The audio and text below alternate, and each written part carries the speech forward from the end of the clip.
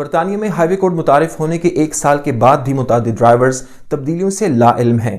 Cycling UK کی chief executive کا کہنا ہے کہ اعداد و شمار سے ظاہر ہوتا ہے کہ حکومت تبدیلیوں کو بتانے میں ناکام رہی ہے۔ انہوں نے کہا کہ منسوخ ڈرائیونگ رویوں کو تبدیل کرنے کے لیے 3 سال تک کے لیے مالی امداد سے چلنے والی آگاہی مہم کی ضرورت ہے۔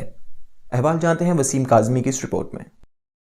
زیادہ تر ڈرائیورز ہائی وے کوڈ کے متعارف ہونے کے ایک سال بعد بھی ان تبدیلیوں سے لا علم ہیں۔ چیریٹی سائیکلنگ یوکے کی طرف سے کیے گئے پول سے پتہ چلا کہ ڈرائیونگ کے دوران سائیکل سواروں کو اوورٹیک کرنے کے درست فاصلے سے متعلق آگاہی میں کوئی قابل ذکر بہتری نہیں آئی۔ ہائی وے کوڈ جس میں برطانیہ کی سڑکیں استعمال کرنے والے لوگوں کے لیے مشورے اور قواعد شامل ہیں، پچھلے سال 29 جنوری کو سڑک کے غلط استعمال کرنے والوں کو مزید تحفظ فراہم کرنے کے لیے ترمیم کی گئی تھی۔ اس میں کہا گیا کہ گاڑی چلانے والوں کو 30 میل فی گھنٹہ کی رفتار سے گاڑی چلاتے وقت کم از کم 1.5 میٹر کا فاصلہ چھوڑنا چاہیے اور زیادہ رفتار پر ایک وسیع فرق ہونا چاہیے۔ دیگر تبدیلیوں میں سائیکل سواروں کو پرسکون سڑکوں پر لین کے بیچ میں سست رفتار سے چلنے والی ٹریفک میں جنکشن کے قریب پہنچنے پر اور سڑک استعمال کرنے والوں کی ایک درجہ بندی کی تشکیل کا مشورہ شامل ہے، جس کا مطلب ہے کہ وہ سائیکل چلانے، پیدل چلنے والے یا گھوڑے کی سواری کرنے والے لوگوں پر نظر رکھے۔ سائیکلنگ یوکے کے لیے اس ماہ کے شروع میں کیے گئے سروے میں 2168 برطانوی بالغوں میں سے 1/4 نے یہ کہا کہ وہ ترمیم کے بارے میں کچھ بھی نہیں جانتے، اور صرف 30% جواب دہندگان جو ہفتے میں کم از کم ایک بار گاڑی چلاتے ہیں اور انہیں اپ ڈیٹ کے بارے میں کچھ آگاہی تھی۔ سائیکلنگ یوکے کی چیف ایگزیکٹو سارا مچل نے کہا کہ ہائی وے کوڈ اپ ڈیٹ ہونے کے ایک سال کے بعد بھی تبدیلیوں کے بارے میں سمجھ اور علم کی کمی تشویشناک ہے۔ اگر وسیع پیمانے پر